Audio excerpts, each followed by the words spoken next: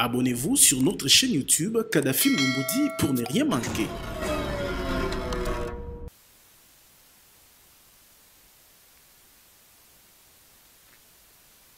Mesdames et messieurs, l'heure est grave.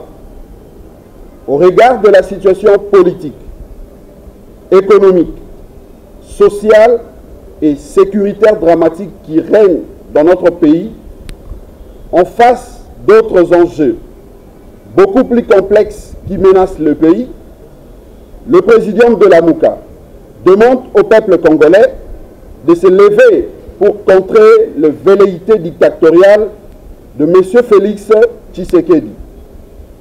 En effet, M. Félix Tshisekedi prépare à la fois le glissement du calendrier électoral et la fraude électorale. La Mouka réaffirme haut et fort son attachement au respect de la Constitution de la République et exige sa stricte application, notamment de son article 73 qui stipule que le scrutin pour l'élection présidentielle de la République est convoqué par la Commission électorale nationale indépendante 90 jours avant l'expiration du mandat du président en exercice, même si, en l'espèce, c'est lui qui est en place l'est de fait.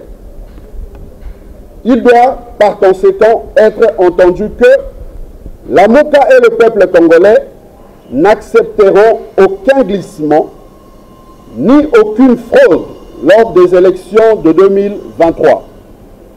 Le respect de la souveraineté du peuple n'est pas négociable.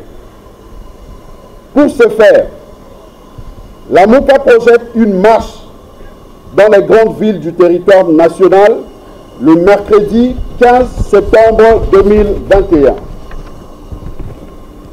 Congolaises et Congolais, sortons massivement dans les rues et avenues de la République pour dire trois choses. Pas de décennie politisée, pas de glissement, pas de fraude électorale.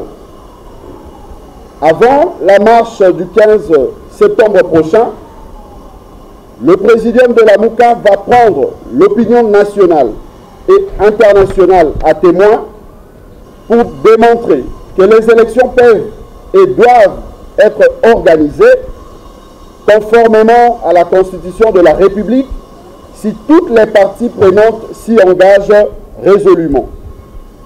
Ainsi, la Mouka présentera le vendredi 3 septembre 2021 au CEPAS sa proposition de calendrier électoral pour les élections de 2023 et le vendredi 10 septembre, la même proposition de calendrier sera présentée à la communauté estudiantine au collège Boboto.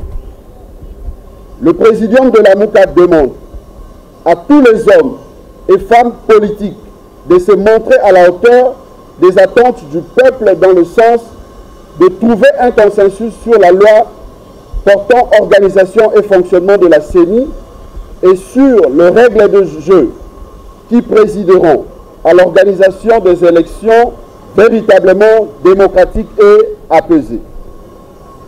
La Mouka prie instamment les responsables de confessions religieuses qui poursuivent d'autres intérêts que le salut du peuple de se ressaisir et d'avoir la crainte de Dieu ainsi que l'amour de notre peuple s'ils sont réellement des hommes de Dieu.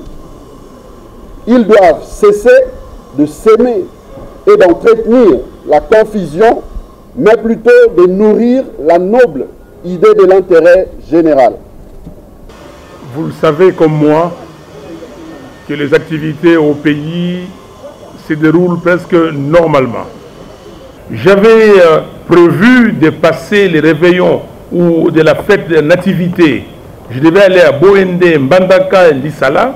Et 4 jours avant mon départ, pendant que tout était préparé, on a décrété qu'il ne devait pas avoir des réunions de plus de 10 personnes. On a compris. Mais dans l'entretemps, eux, ils ont fait des réunions. Pour l'instant, la République est en danger. Le pays est au bord du chaos. Le peuple doit décider, lui le souverain primaire. C'est pour cela que nous disons qu'il n'y a pas d'autre solution.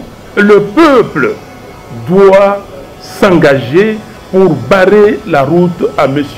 Félix Tshisekedi. Donc, cette marche-là, sur toute l'étendue de la République, notamment dans les grandes villes de la République, est prévue le 15 septembre. Alors, vous me dites que la CENI au point mort. Oui, mais la CENI au point mort, on marche à cause de ça. Parce que quelqu'un a décidé soit de faire les glissements, provoquer les glissements sciemment, mais dans l'entretemps, on s'organise pour tricher. On vous met sur pied un état de siège. Mais en fait, l'état de siège, c'est quoi? C'est une façon de liquider notre pays. C'est une façon de balkaniser le pays. Nous devons rester comme ça. Pendant l'état de siège, on signe des contrats commerciaux avec des pays limitrophes. La MOUCA ne fait pas partie de ceux qui bloquent le processus électoral. La CENI est une institution citoyenne. Lisez l'article 211 de la Constitution. Et la CENI doit être impartiale. Écoutez, vous avez suivi les élections en Zambie? Vous avez suivi le président Lungu qui dit que mon administration a organisé les élections. Et je suis content que la CENI, la commission électorale de la Zambie, ait proclamé les résultats correctement. Et que cette centrale électorale ait été impartiale. C'est ce que nous cherchons. Nous disons que le 3, nous serons au CEPAS pour vous montrer les calendriers et dire que nous avons suffisamment de temps et nous pouvons faire les élections. La seule chose qu'il faut, la condition essentielle, c'est l'engagement de tout le monde. Un. Et la deuxième condition, c'est le moyen. Donc il faut mettre des moyens financiers pour qu'on aille aux élections. Pour nous, c'est la vérité des urnes pour 2023. Quand nous disions vérité des urnes, c'était d'abord pour qu'on vérifie les résultats électoraux en procédant au comptage circonscription par circonscription. On ne nous a pas écoutés. Eh bien, on a dit, corrigeons pour l'avenir la vérité des urnes pour 2023. C'est pourquoi nous demandions qu'on se mette autour d'une table pour qu'ensemble on fasse les réformes pour de bonnes élections à venir. Et heureusement que le président Kengo, président du Sénat de l'époque, 5 jours après, a dit au Sénat, en Lingala, et il a calmé la population congolaise en disant Tolongoli Yango, recensement Gozalate. Et c'est comme ça que le peuple s'est calmé. L'UDPS n'était pas dans cette marche-là. Rappelez-vous, il y a des gens qui sont morts. C'est suite à ça qu'on parle de charnier de Manoukou. Vous connaissez le charnier de Manoukou? L'ancien secrétaire général de l'UDPS, M. Mavungu, à l'époque, et vous êtes témoin, avait dit non, l'UDPS ne participe pas à cette manifestation-là. Vous parlez de l'année dernière, le 13 juillet. Mais le 13 juillet, c'est la MOUCA qui était dans les rues avec les jeunes des mouvements citoyens, notamment Lucha et Filimbi, le 16 février, à la conférence nationale pour réclamer la réouverture de la conférence nationale, j'étais là. Nous avons été à la primature quand Tshisekedi a été évincé comme Premier ministre. Pour le remettre, nous avons subi tout ce qu'on a subi, et vous le savez. Il y a des gens qui parlent aujourd'hui. Qui était là? Qui peut venir ici? Moi, je peux vous citer des gens qui ont marché. Si on me parle de Jacquemain Chabani, je dis oui. Mais qui d'autre? Avec qui nous avons marché ici? Donc, ici, la responsabilité, c'est le peuple. Nous ne sommes que le porte-étendard du peuple. Nous disons à ce peuple-là, c'est vous, c'est toi, peuple, qui est le premier. Moi, je ne veux pas que mon nom soit traîné dans la boue demain, quand je ne serai pas en vie, qu'on dise qu'il y a eu un Fayoulou dans ce pays et que lui n'a rien fait et que le pays est vendu. Chers frères et sœurs, regardez-moi. Je vous regarde, vous, yeux dans les yeux. Ce pays est en train d'être liquidé. Et les gens ont trouvé quelqu'un. Et je l'ai dit.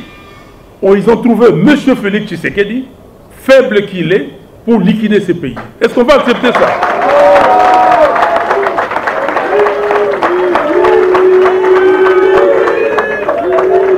Il n'y a personne, on vous l'a dit, il n'y a personne d'autre que vous, que nous-mêmes, que nous Congolais. Personne d'autre qui fera en sorte que notre pays soit libéré. Nous devons libérer ces pays. Ceux qui pensent que ces pays doivent être balkanisés, ils se trompent. Ils ont essayé par tous les moyens. Mais notre volonté est intacte. C'est une volonté du peuple congolais. Rappelez-vous l'hymne national. Nous sommes unis comment? Nous sommes unis comment? Et le sort, l'effort, c'est notre effort, notre détermination, notre volonté à dire non. Un peuple déterminé est plus qu'un tsunami. Un peuple déterminé. Et s'ils veulent nous tuer, qu'ils nous tuent tous.